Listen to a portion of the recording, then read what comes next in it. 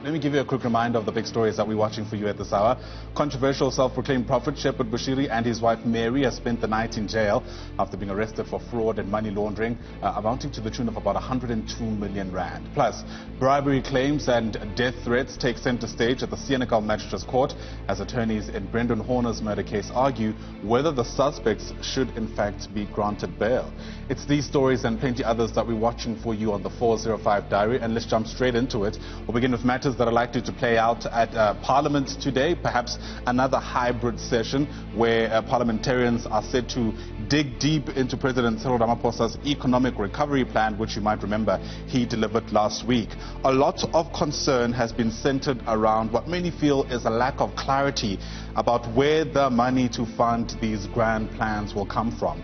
You remember the president stressing a drive to create jobs, a drive to invest particularly in infrastructure, and hoping that those at least will help boost economic activity in the country. As expected, I guess, many opposition parties pushing back against what the president had to say. In fact, I think it was the DA saying the president's remarks didn't go far enough. Well, we'll get a better sense of the nature of their concerns and worries today once that debate takes place. If history is anything to go by, it'll be a very charged exchange. Of course, we'll take it live right here on Newsroom Africa, channel 405, as soon as it begins. Another story worth your attention is likely to play out in Gauteng, where we're expecting a group of activists to be marching to the office of Premier David Makhura.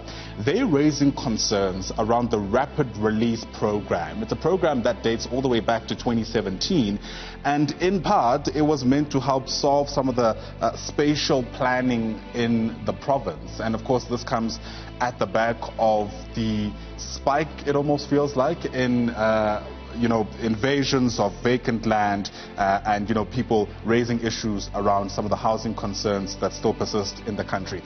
This particular group of activists maintain nothing has happened since the launching of this rapid release program, and are now essentially piling pressure on the Premier to finally do good on some of the promises contained in this initiative. So our Malungelo boy will try catch up with the activists. We must say up front, we're not quite sure under which mandate these particular activists are coming together or who exactly they represent. But of course, those questions will be very clearly answered by the end of the day, no doubt, once Malungelo boy is able to catch up with some of the prominent players in that demonstration.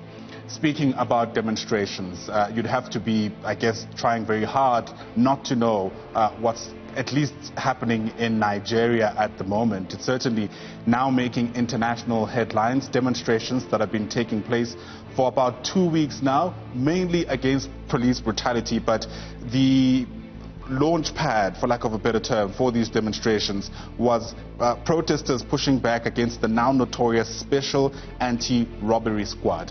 This particular police unit is accused of carrying out extrajudicial killings amongst many other human rights violations. We heard just overnight that after a spell of relative restraint, police have now started firing at demonstrators. If you look on social media, you'll see many activists posting pictures and videos that are really quite distressing.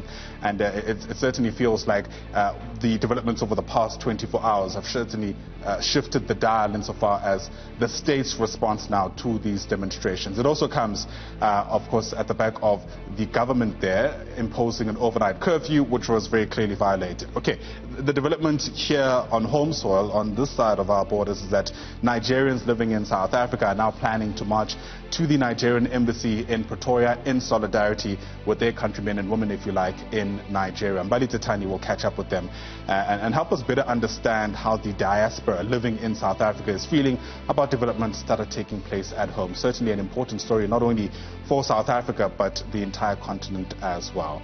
Watch out for that throughout the course of the day.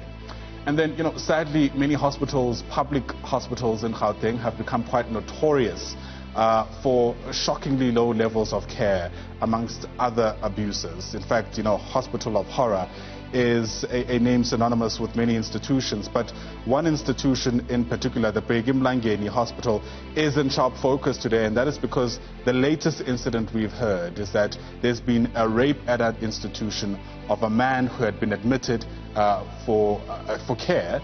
And there's still all kinds of questions about how this sort of thing were to happen. And of course, sadly, the backdrop is that many people who live in the community where Bheki Mlangeni is based are not at all surprised. And what should we make of that? Where there's widespread perceptions that there are certain institutions where even if there are horrible, horrible claims to emerge out of them, people are not surprised because it almost feels like this is what happens on a daily occurrence. Bongani Vilani is going to visit that institution. We'll have the acting MEC of Health in Gauteng on the AM report to answer some pressing questions, not least of which, of course, have to do with how this patient was raped at Bheki Mlangeni. So look out for that story, certainly an important one throughout the course of the day. And then, of course, the lead here on Newsroom Africa has to do with the arrest of self-proclaimed Pastor Shepherd Bushiri. Remember, he and his wife have now spent a night behind bars, and this is because he's been arrested for financial crimes amounting to about 100 million rand. He handed himself over to police, but his wife, we understand, was nabbed at their home. It's the second arrest in as many months. He's expected now to appear in the Pretoria Magistrates Court. We'll take you there and bring you those developments. Sipakema already preparing to cover that story for us and to give you a better sense of what their plan is moving forward. So, as you can see, another really busy day ahead on the Newsroom Africa 405 diary. Of course, if you don't want to miss a beat, you want to stay tuned to Newsroom Africa channel 405.